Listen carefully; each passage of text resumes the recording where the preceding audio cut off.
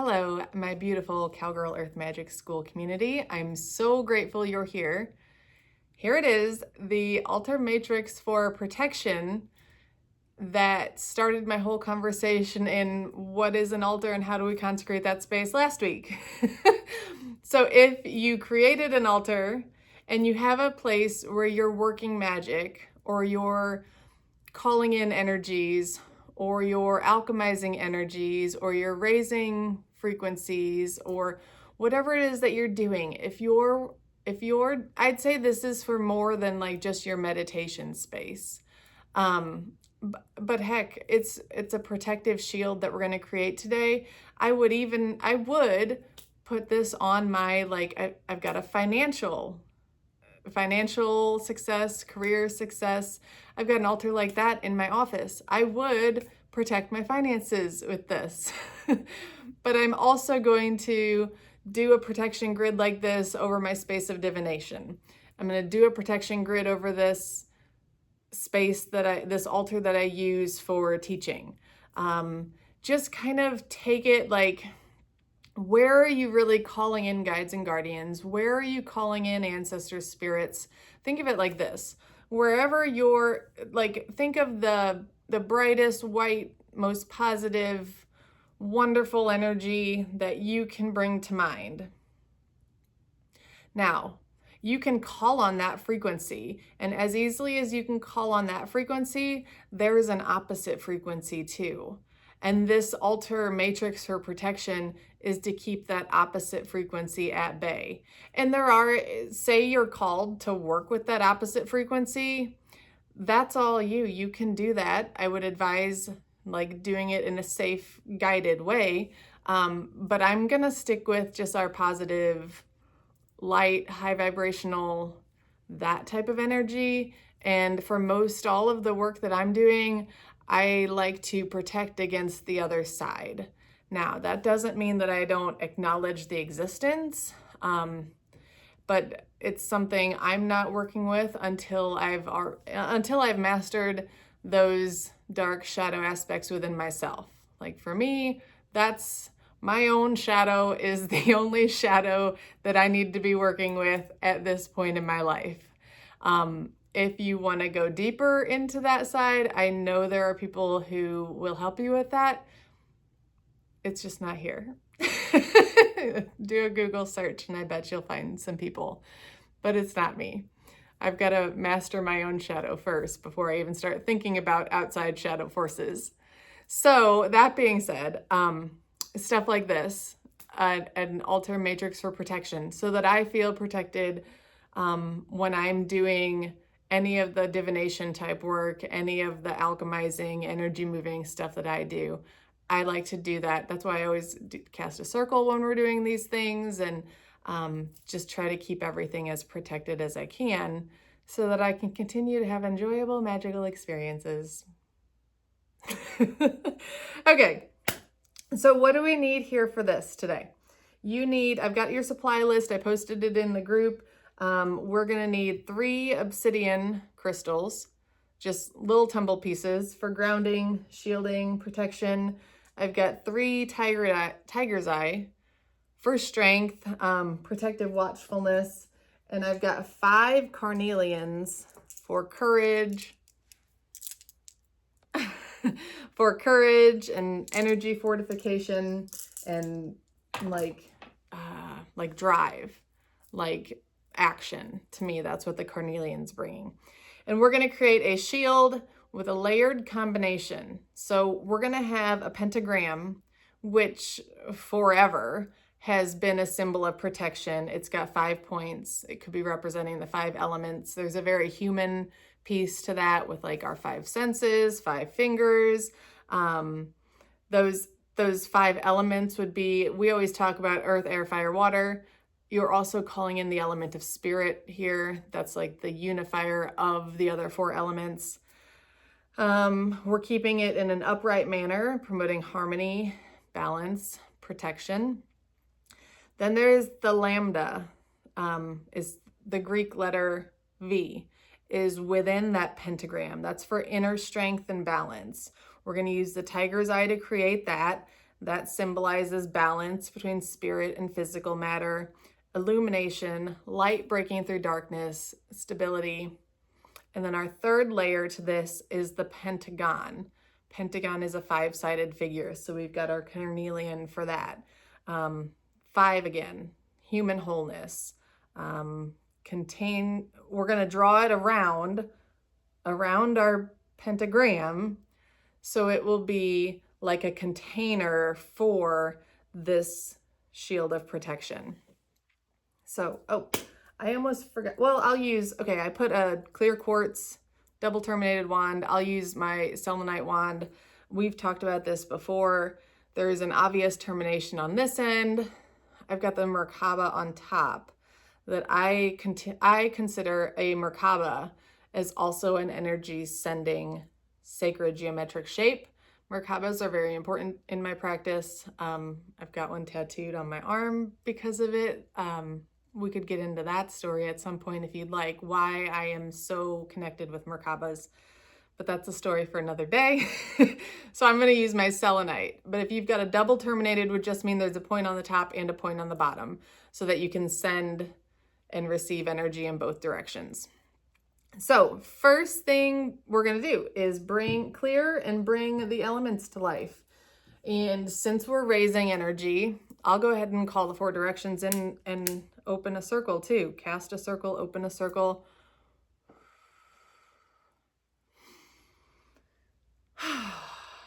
I don't think I have burned sage yet today. And that first burn of the day, oh my gosh, it just completely changes my vibration. I know it. It's just been a busy day and I haven't had it. I mean, this is, again, I did my Cowgirl Roots teaching Monday afternoon. Now we're here on Tuesday. It's Tuesday afternoon before I'm getting this teaching done.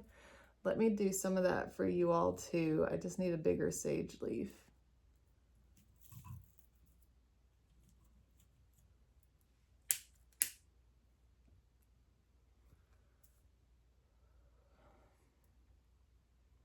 Did you know, and we can do this as a teaching too, you can program quartz, clear quartz, you can program it to act as any other crystal metaphysically if you needed to. I was just thinking with 5 carnelian, I do have 5, with 5 carnelian, 3 obsidian, 3 tiger's eye, if you were missing one of those and you had a tumbled quartz piece, we could program that. That's why quartz is such a versatile crystal, and it would be handy to have like a stockpile of quartz. So when you go to do grids like this, if you realize you're missing something, maybe that's what we'll do next week, is how to program quartz. Okay.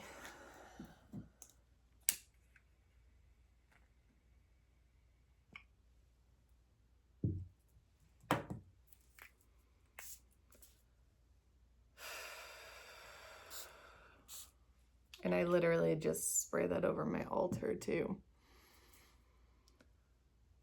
And I'll just, for this teaching period, I'll focus on me. When we get to creating the grid, I'll move my camera to the altar space. That's what I call to the guides and the guardians of the East, the element of air, for clarity, new beginnings. Call to the guides and the guardians of the South, the element of fire, for passion, courage, transformation. I call to the guides and the guardians of the West, the element of water, for emotional healing, compassion, ease and flow. And I call to the guides and the guardians of the North, the element of earth, for protection, stability, grounding.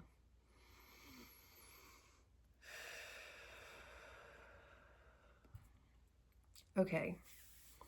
So, play by play what we're going to do. First, we are going to trace a pentagram over our sacred space. And while we're doing that, we're going to call white light in through the top of our wand or double terminated point. We're going to call white light in and picture that white light tracing this energetic symbol or this energetic template over your space. We'll put the 3 obsidian crystals at the top in that lambda shape. So it's going to be the one at the top point, and then 2 on like the inverted V. Obsidian, obsidian, obsidian. And that intention will be to anchor and shield the grid with protective grounding energy. Then we're going to add our tiger's eye in the center of the pentagram and the other 2 at the lower points.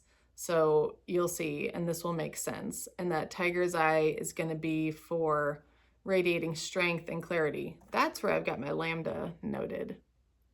Oh yeah, because the obsidian is going to be like the top of the pentagram. That's not going to be the lambda. The tiger's eye will be that lambda. Radiating strength and clarity. Then we're going to start our carnelian. We've got 5 of those because that's going to be our pentagon around the outside, creating the container. Pentagon has 5 sides, 5 corners, so we'll put our carnelian at each of the corners there. And then we'll activate it. Simple. Okay, so let me move my camera so that y'all can see what I'm doing here. I think that will work. I can also kind of adjust my table. It's on wheels. That came in handy since I've started teaching. I'm going to pull my crystals that I'm using off and just place them as we need.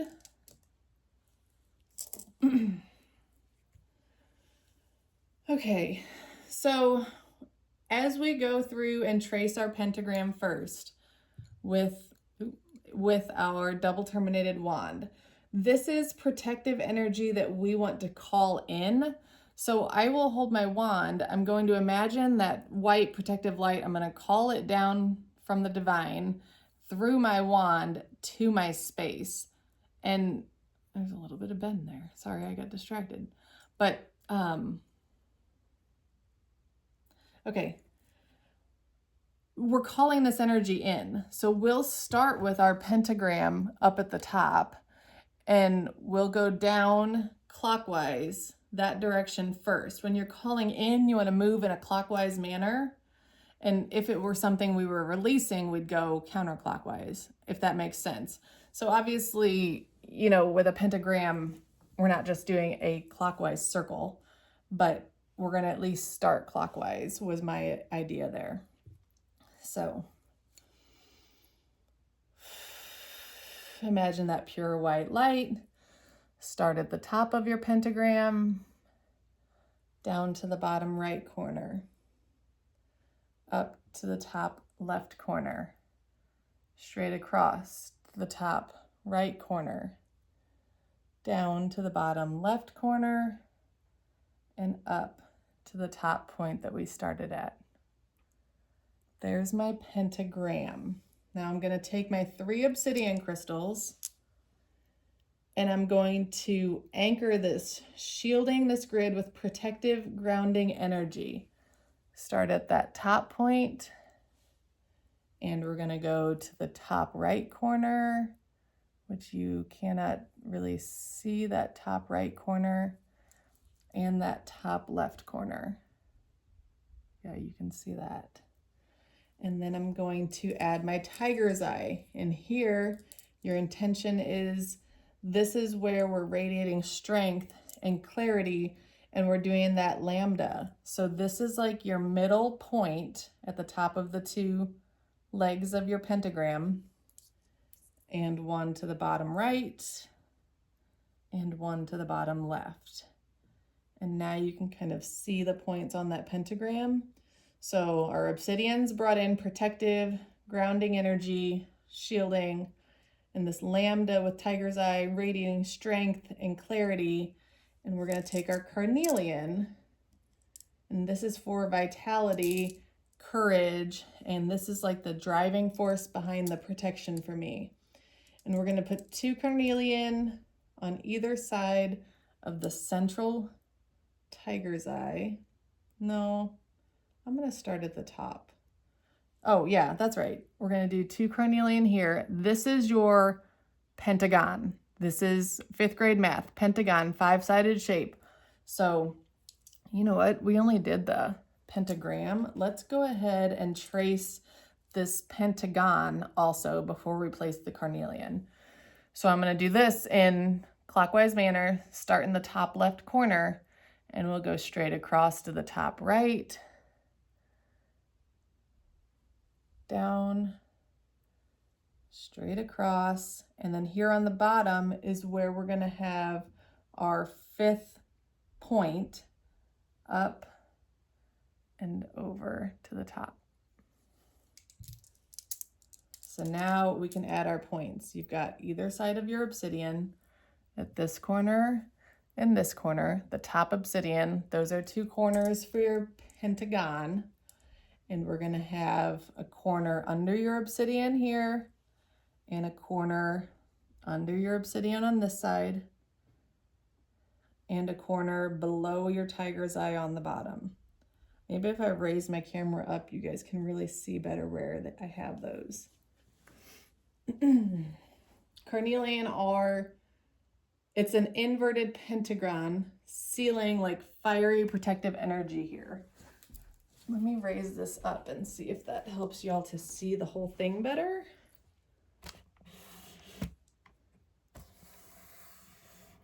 So you get a whole view of where I've got all of my crystals placed. So here's my top obsidian. And here's my 2 corners for the top of my,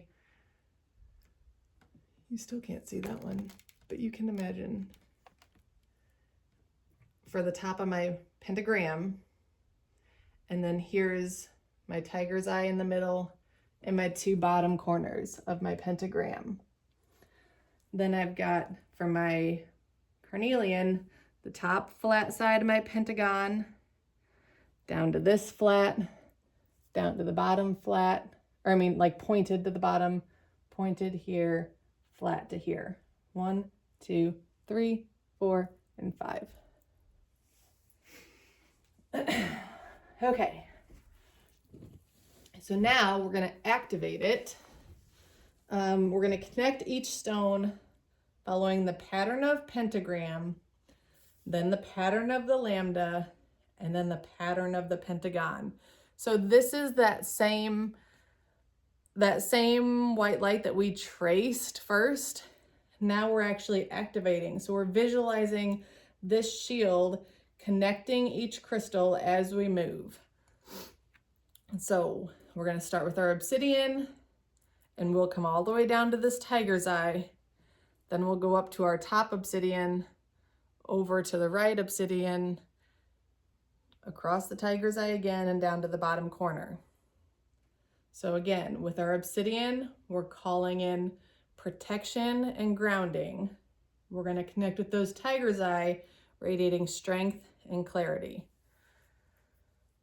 So this is, just imagine an energetic connection for protection and grounding to strength and clarity, to protection and grounding, to protection and grounding, through strength and clarity to protection and grounding. For our pentagram, we're going to highlight our lambda, but I'm going to go this way. On our tiger's eye, again, that lambda's for strength and protection, and we're going to inner strength and balance. And now we're going to go to our pentagon for stability and resilience. And I'm going to start here.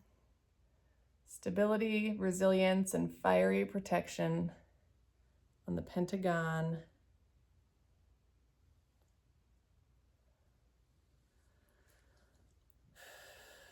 And before you seal it, I just either look at it and close your eyes, but visualize the connection between your stones. For this, I close my eyes to visualize a lot, but for this, I'm going to keep my eyes open and visualize that glowing symbol of protection at my stones. With grace in my heart and harm to none, this prayer is sealed, this work is done.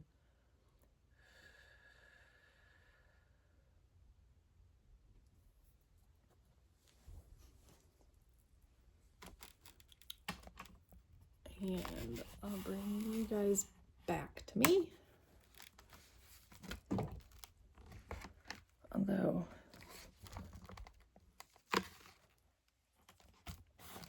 hi, up close and personal here. But you can't see my face yet. There we go. Okay.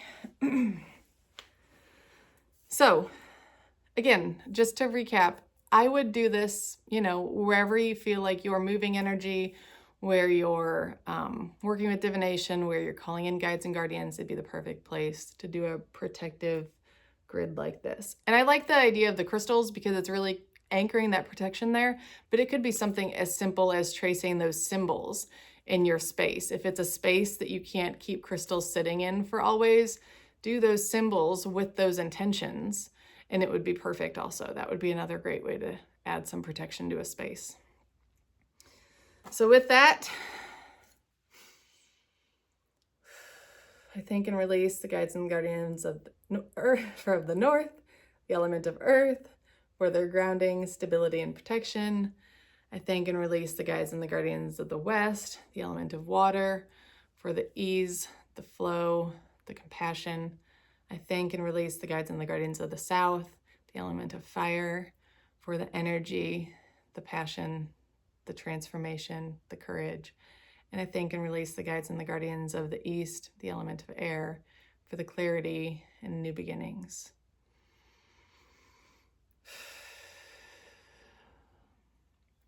And with that, our altar matrix for protection is finished. If you feel called, shoot a picture into our comments. I would love to see how your altar looks with your protective stones on it. If not, I'd just comment and let me know how it goes for you. Or you could journal about this too and talk about just what you did today and how you set those intentions, and notice the next time you move to your altar if you feel a different energy from it. So as always, thanks for being here. I will see you all on Thursday for our meditation on Thursdays.